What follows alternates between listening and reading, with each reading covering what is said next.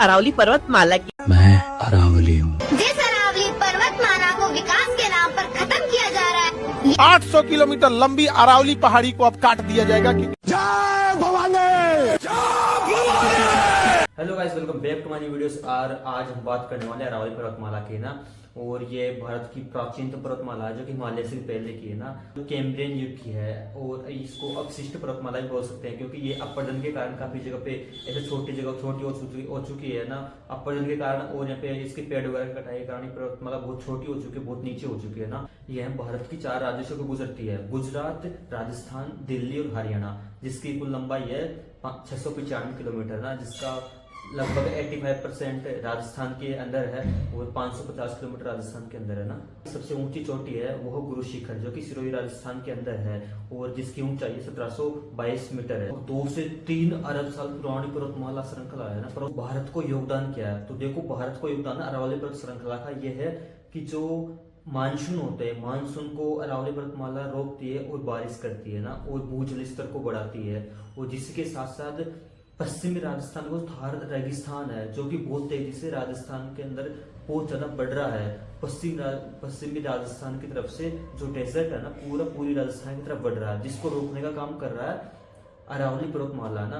और इसके साथ साथ जो पश्चिमी राजस्थान की तरफ से जो गर्म हवा और लू आंधियां चलती है, धूल भरी आंधियां चलती है ना, जो कि अभी दिल्ली में प्रदूषण के कारण बनी हुई है और राजस्थान में भी काफी जगह प्रदूषण के कारण बहुत ज्यादा बन चुकी है ना, वो इस गर्म हवा और धूल भरी आंधियों को रोकती है अरावली पर्वतमाला ना। अरावली पर्वतमाला पश्चिमी राजस्थान की तरफ इन आंधियों को ठंडा करके और इनकी स्पीड बहुत कम करके इनकी तरफ पूर्वी राजस्थान की तरफ बढ़ती है। अरावली पर्वतमाला के अंदर ही राजस्थान के 2 बड़े बड़े अभयारण्य है, सरिस्का टाइगर रिजर्व और रणथंभौर टाइगर रिजर्व ना। अरावली पहाड़ी के अंदर से काफी सारी नदियों का उद्गम होता है जो कि बनास है, लूणी है, साबरमती जैसी बहुत बड़ी नदियां है।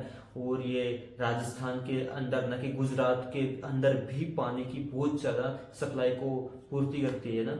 अरावली शब्द का अर्थ है कि शिखर, यानी कि ऊंची चोटियां है ना। अरावली पर्वतमाला के लिए सुप्रीम कोर्ट ने एक अभी आदेश जारी किए थे ना, वो इस सुप्रीम कोर्ट ने एक निर्णय निकाला था 21 नवंबर 2025 को ना, जिसमें बताया गया था कि 2 नियम निकाले गए थे। तो इसमें पहला नियम था कि कोई भी पहाड़ी 100 मीटर से नीचे की रेंज में है तो उसको अरावली की श्रृंखला में नहीं माना जाएगा।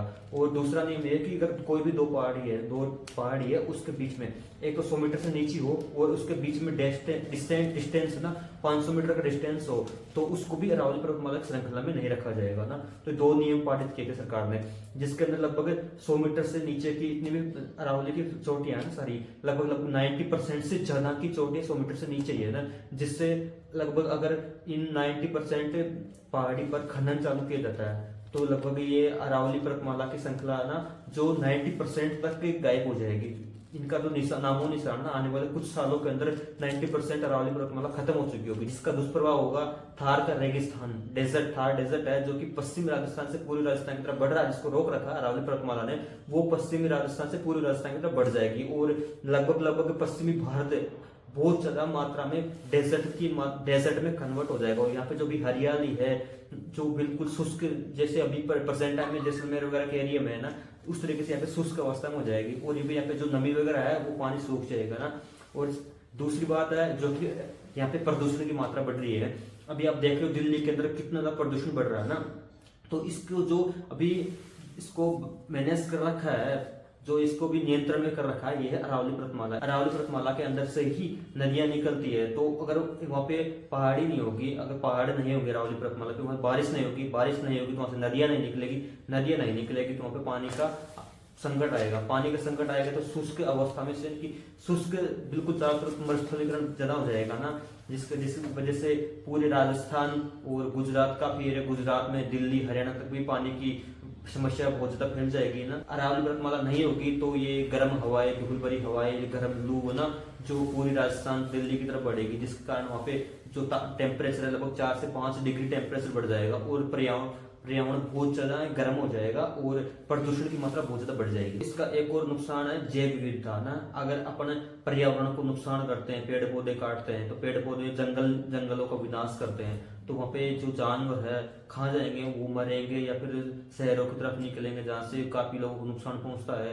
और लगभग ऐसे सर्वाइव भी शहरों तक सर्वाइव नहीं कर पाते हो ना, और जैव विविधता देखने को मिलेगी, क्योंकि वहाँ पे जितने जंगली जानवर वगैरह सब मिट जाएंगे, मर जाएंगे सब। ऐसे कैसे डिसाइड कर सकते हैं? जो मनुष्य की उत्पत्ति नहीं होती, पृथ्वी पर मनुष्य आए नहीं थे, उससे पहले के पहाड़ उनको डिसाइड कर रहे हैं कि हम ये इसके अंदर आता है नहीं आता। यार कितना बड़ी दुर्भाग्य की बात है हमारी भारत की सरकार के लिए ना। भारत की सरकार एक देख सकते हो, भारत की सरकार पूरी बिक चुकी है, या का मीडिया बिक चुका है, या कि सरकारें पूरे दलाल हो चुके हैं। और आप देख सकते हो जो निर्णय लिया था, अगर आप देखा जाओ मनुष्य है, अगर कोई मनुष्य को देखा जाए कि ये 4 फीट का है तो ये मनुष्य के अंदर नहीं था, अगर 4 फीट से ऊपर का है तो ये मनुष्य के अंदर आएगा। तो ऐसा हो सकता है क्या?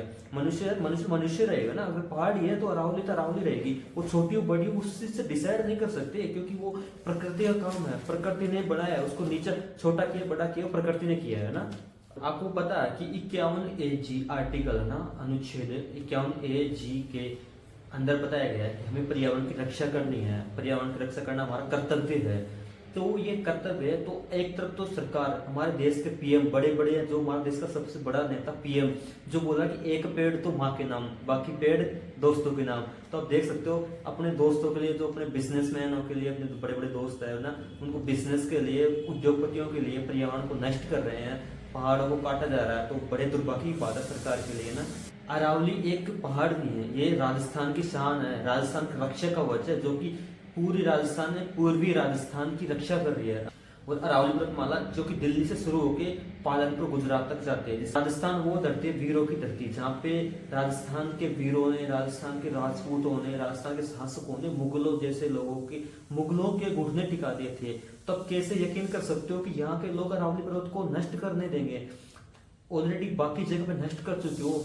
या फिर राजस्थान के अंदर जो संगमरमर का पत्थर निकलता है ना, जो सफेद संगमरमर निकलता है, वहां पे माइनिंग कर करके अरावली पर्वतमाला को बिल्कुल यानी खाई बना दी गई, बहुत गहरी खाई कर दी वहां पे ना। और दूसरा एक अलवर राजस्थान के, जहाँ पे माइनिंग करके पहाड़ों के पहाड़ नष्ट कर दिए।